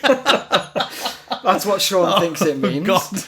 He's so switched off from society. Sean thinks he's doing There's plenty of people of chub in films. I worked with Philip Seymour Hoffman.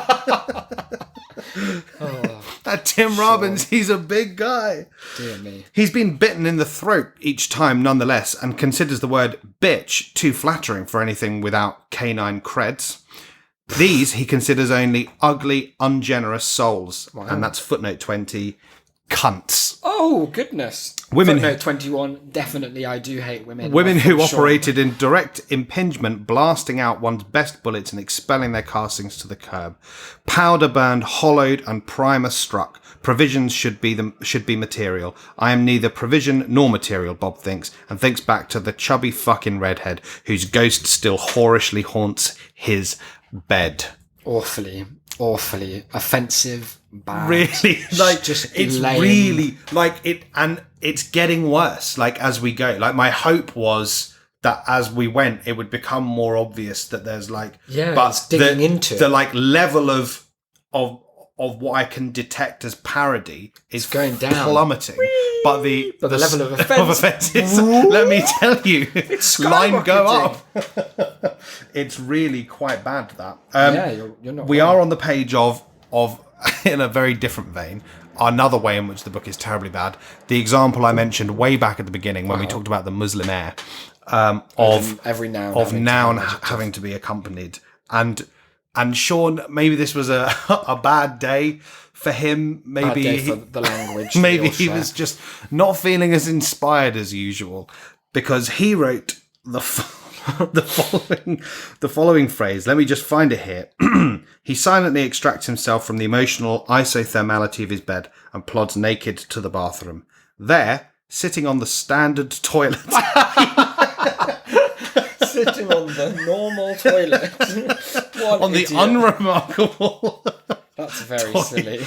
There's something so perfect about that sums up the problem, the real problem with his writing. Not his content, books. Just his writing. He can't have read, I can't imagine he's spoken to anyone. Like, I always said to people, like, whenever I'm like talking about writing and creative writing especially, like, don't write anything that you think would be like embarrassing or weird to say. Like, obviously, like, poetic forms you're not always going to use in everyday conversation, but like, there is no, you would never say, oh, I'm sorry, I just need to pop to the standard toilet.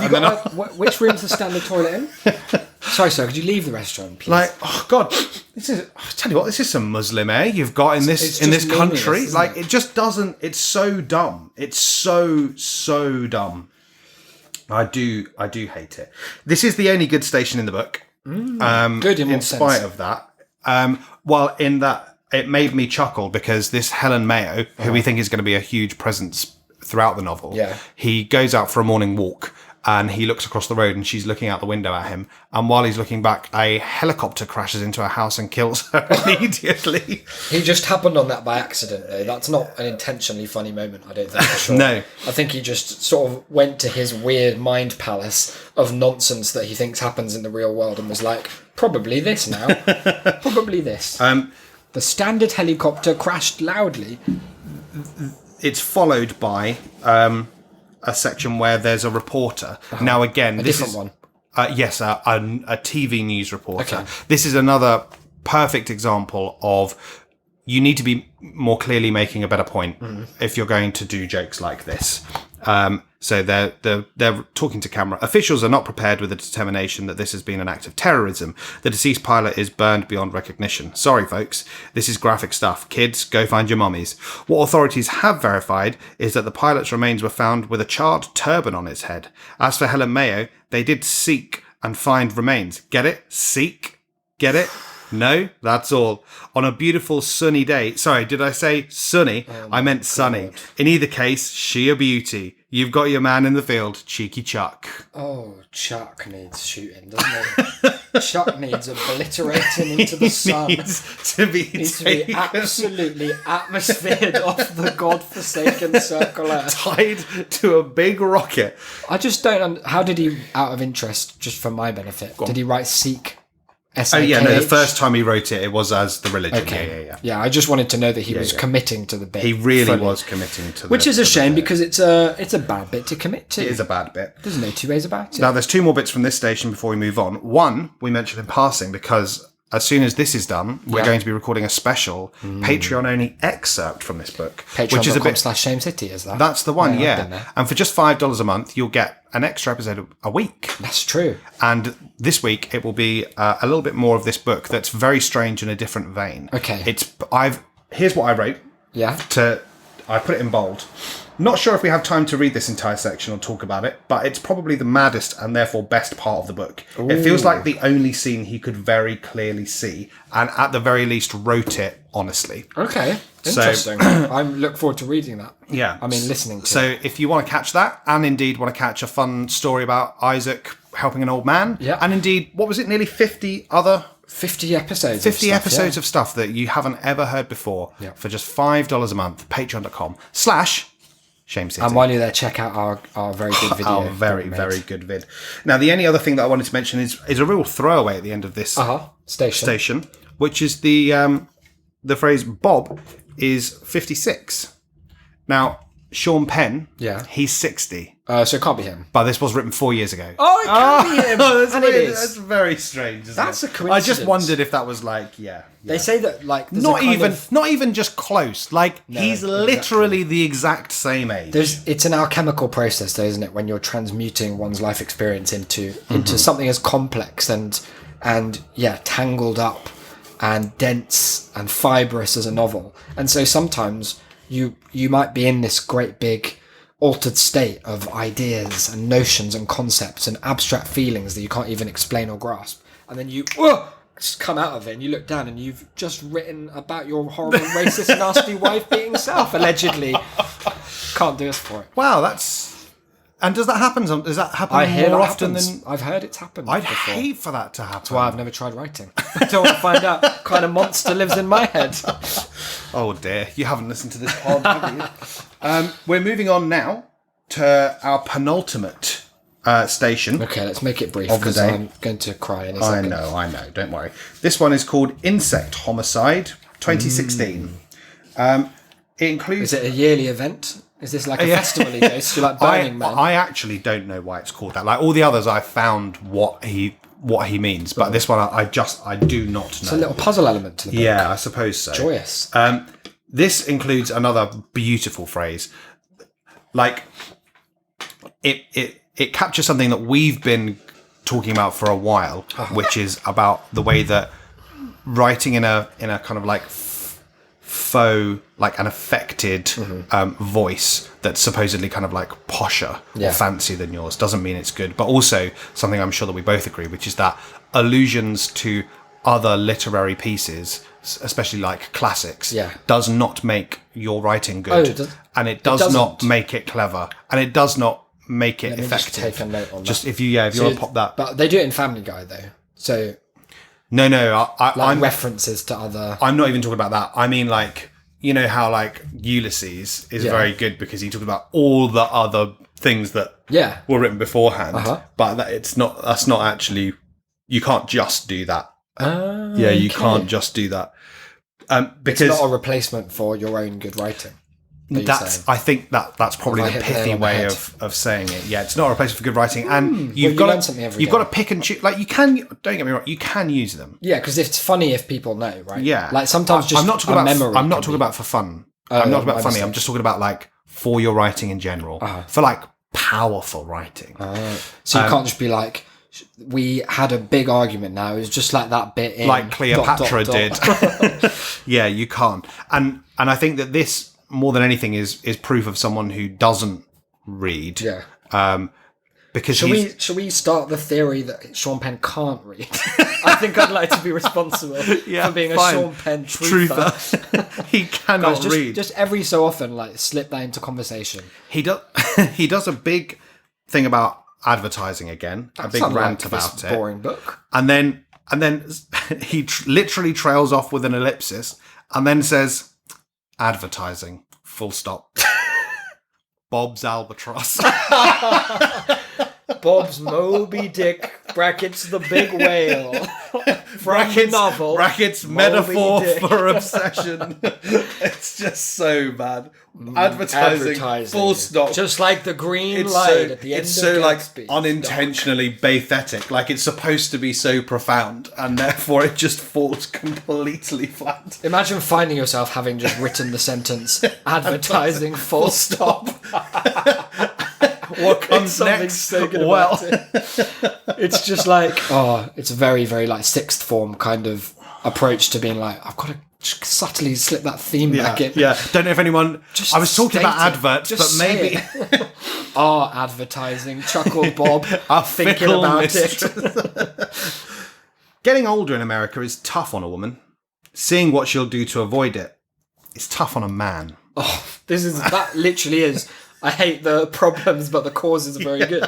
That's like, I hate women, but also I hate myself.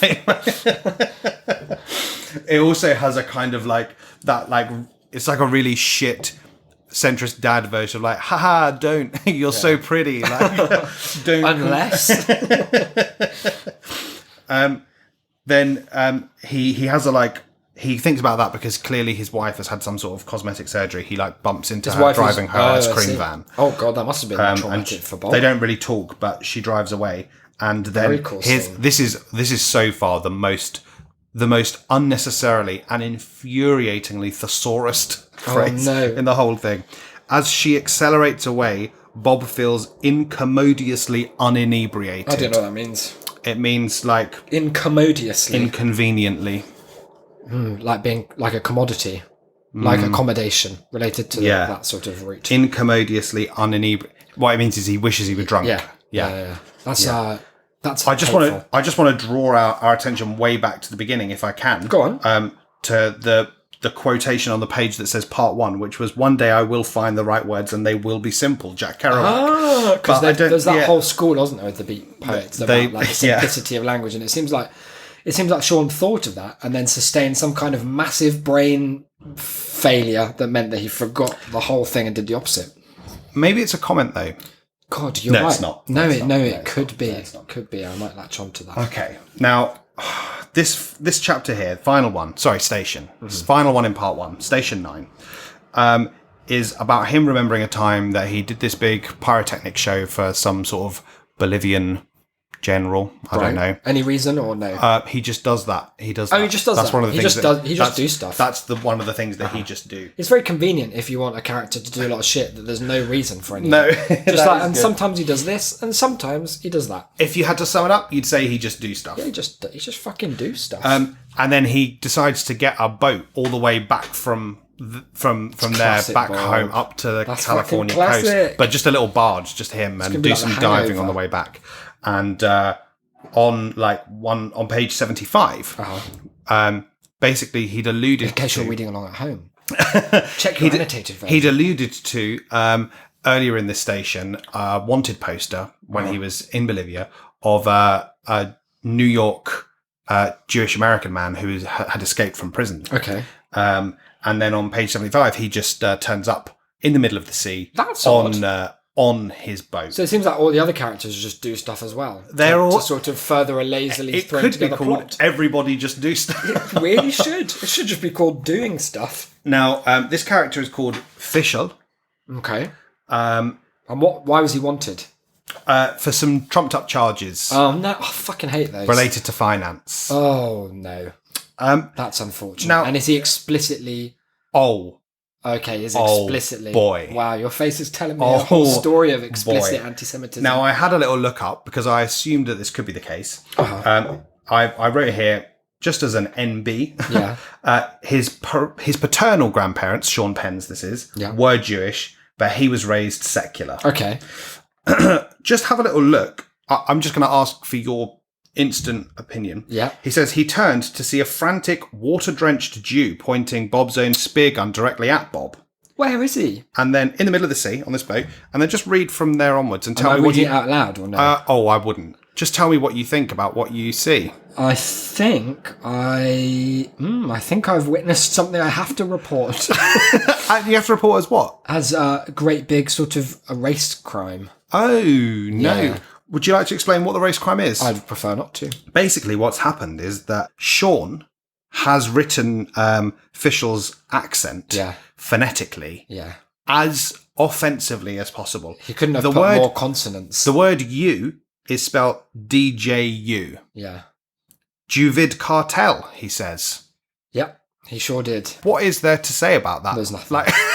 It's just a great. It's a great way to end Part 1 because it's like bottomed out in a big way. Really, it's like all the promise that I felt at the beginning, which I'll go on record as saying was none, has even that managed to disintegrate into less than dust. He says at the bottom of the next page about how they sort of teamed up and were sailing this barge up the coast together. Yeah. He says, though a non-swimmer, this dog-paddling Jew offered courage to the sea.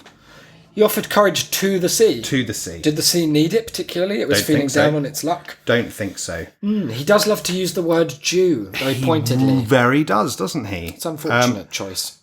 A week into their journey, and well into the international waters off Cabo San Lucas, Fischl napped away his Shabbat for Moses as Bob, in his scuba gear, explored the ocean's depths and listened to his heart's proof of life. One of your favourite activities. Love hearing that. He does some scuba diving. Cool. He comes back up to the surface. Any coral references here to tie that back together? Make no. it less useless? Okay, no. He looks up and he sees that there's a boat approaching, a much bigger boat. And he's like, oh, God. Oh, no, it's the authorities come to get my pal. So he swims up, and when he gets out, instead, actually, it's a huge yacht playing Mexican techno music. Oh, yeah. And in this otherworldly wall of mercurial sound did Bob find Fischl dirty dancing atop the barge with a gyrating and bikini-clad curiosity of cryptozoology. What? That's just super racist. Unless he literally means that there was Bigfoot in a bikini on this yacht. I mean, no. What he means is there was a woman dressed up in what he says as a chimera-esque outfit. What's that mean? Well, I don't know. And this is the point, is that when I read that, I thought like, oh, I wonder what that means. And it doesn't take very long for him to say what it means. Like, it means chimera-esque. But then it doesn't mean anything. It renders it even more unnecessary. It turns out that the chimera is maybe the brand of the tequila, which is called Tequila Mockingbird. Fuck off. Which the drug lord on this ship is drinking. Yeah. But there is really no more reason. And I'm going to have to read this one out, I'm afraid. This line of Fischl's. I'm not going to put the accent on. That's advisable. I'm just going to Good read. choice. I'm just going to read phonetically what he's written. They've climbed up onto the boat, and they're saying to Bob to come up onto it as well. Fischl said to him, "Bobby boy, glab your shelf a señorita. It's fiesta time." And then Bob remarks to himself, "So much for Shabbat." Wow. Ba-da-ba-ba-dum-bum. We'll be back next time on Bob Honey's Racist Barge. The only two other things that I thought, or three other things very quickly for this bit. Basically, they have dinner with this drug lord who is a dwarf. Right. Then the Mexican authorities turn up. The drug lord jumps into a mini sub and heads off under the sea. This is in the space of these pages, by the way. They get onto their little boat and they start speeding away. And the awful chimera says, "She sharted agave shimmering spirits and shifted shit-faced overboard, landing boozy, bird-glass bleeding feet first into a shiver of 50 frenzied sharks." Brackets. Adios, amiga. Fucking hell, Sean. Like, we know you hate women, but the first one you've introduced in 50 pages, and she dressed as a monster and ended by shitting herself and jumping into the sea from shark to be eaten. Well, he gets picked up on his return by the American Coast Guard authorities, interviewed. Because he has the most suspicious passport of all time, having been to everywhere, where apparently at every point that he was in one of these countries, it's linked to suspicious American activity in those countries. Weird. But then he finds Bob too annoying, so he lets him go. Cool. He asks him a question on the way out, and Bob doesn't answer, and so the guy says, "Yo, clock face." Why? Don't know. There is no reason why. And this section ends with this sentence. He's like, "Oh, why do you want to wait for your pal, the Jewish guy?" And he's like, "No, I think he's everyone's friend and in good hands with you. He'll understand if I go. Spiritual people do," said Bob. With that, he absquatulated. That's a big Cockwomble energy, isn't it? That big really, Chuck Wendy really energy. Is. And that is where we end. Well, the first part. I've not enjoyed it, I'll be honest. And I'm not excited to explore more. It sort of saddens me that there's more book for us to learn about. But an admirable effort clawing your way through it. It is almost exactly halfway through the book. Now that we've set a lot of the precedents. Yeah. I'll make sure that we now only need to hear some of the real key highlights. moments. I had just 4 key takeaways from this. The writing is very bad. It's really very the constant alliteration. It's unnecessarily grandiloquent. The structure does not exist. Not sure he's really heard of characters. Doesn't need any. The book is disgusting. In many ways. I'm very far from a prude, but this is awful. I even wrote, and you called it earlier, huge bad sex in fiction awards energy all over the gaff. What is the obsessions with bogies and shit? One wonders. Why do men think talking so boringly and creepily about naked women makes them clever? And cool. Don't forget cool. And cool. The book is offensive. Yeah. It's offensive. That much has really been cemented. To women. It's offensive to Jewish people. For sure. It's offensive to people of colour. Yeah. It's offensive to people who are not paedophiles. And it's offensive to the very concept of a reader. And the final one I put here, possibly unfair, maybe it's up to you and the listeners to decide. The book doesn't mean anything. It thinks it's saying something about advertising and media. It hasn't mentioned that in a long time. It isn't saying anything about advertising and media. And as that woman fell off the boat into the sharks, I thought, adverts. That's what they're like. My albatross and she was hers. an advertising mascot. Goodness. But isn't the point that the adverts are very powerful and not shitting themselves and getting eaten? What's more powerful than shitting yourself and being eaten? Shark death. I'm doing it again. Yeah. I think this basically sums it up, this line I wrote, which is that none of his good politics appear, all his bad ones do. Leads you to wonder if he does actually have any good ones, or if they're all a great big myth. Wow. Or a sort of accident. And he can't read. Stumbled in. And have you heard that? And he's Sean illiterate Penn as can't hell. read? It's really odd. Well, look, good work. We will be back with part 2 of this. If you're on the Patreon, then I recommend for your own mental health, take a little break. Just a little break. And maybe we'll put out the bonus one, not this Wednesday, the one after, maybe. I don't know. I just made that up. Until then, we've got a few social media plugs, including the one that I'll mention, and you can do the rest, is that we've got an email address, which is tas@shame.city. If you'd like to share, is the word I'm going for, some of your thoughts on the text, which is how we refer to it now in That's a Shame canon, just the text, capital T, then feel free to do so. What else do we have that people can do and get involved with? They can get involved with our Twitter, we mentioned earlier, @ShameCityGang. Yeah. I believe you changed the Instagram to that as well. I may have We done. don't have a post Who there, knows? but you can go and look at a very good picture of the Thorpe Park car park that we took years. Yeah. Oh no, the Alton Towers one is, isn't it? You can get involved as well in the Patreon. Now, the Patreon's big. We mentioned it earlier. There's a very good video. We finally capitulated after 3 years and replaced the old video that was for something completely different. Not even slightly related. So we've done that now. It's, if I say so, Yeah. it's very enjoyable. It's quite fun, isn't We've it? had some very nice feedback. We've been told true. we're both sexy. That's good. I love to hear that. If you'd like to, I'm at Isaac BD. If you'd like to just, my ego is quite small and it always. If you're on Tinder, just set your location to Collindale and swipe through on him. Also, We do. There's like 3 tiers, but $5, as we said, it gets you everything, that including there's some. If you're someone who's interested in how we made that video, I can't imagine why you would be. But I feel like I'd be if I saw it because it's really weird. Then we posted the unedited footage, which was like 12.5 minutes of us making it. That makes it sound like it took 12.5 minutes to make. It took a few hours, but the 12.5 We're not minute that take, good. Yeah.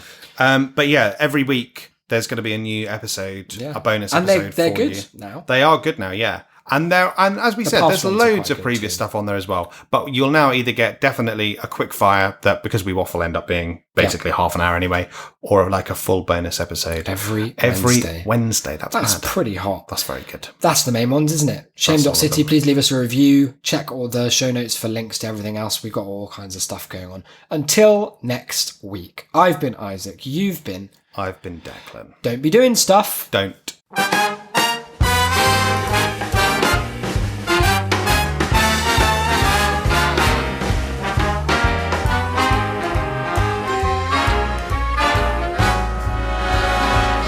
Look for the bare necessities, the simple bare necessities. Forget about your worries and your strife.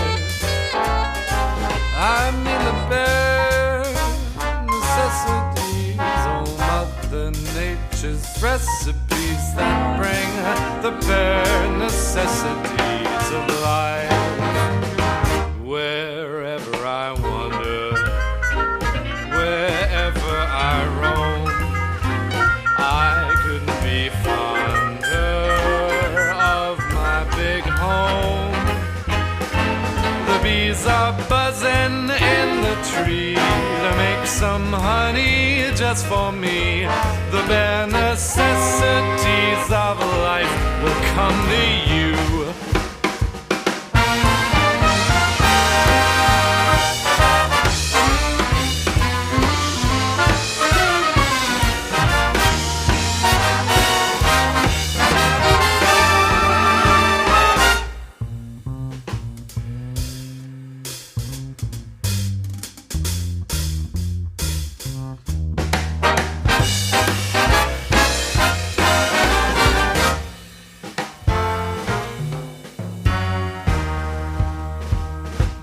For the bare necessities, the simple bare necessities.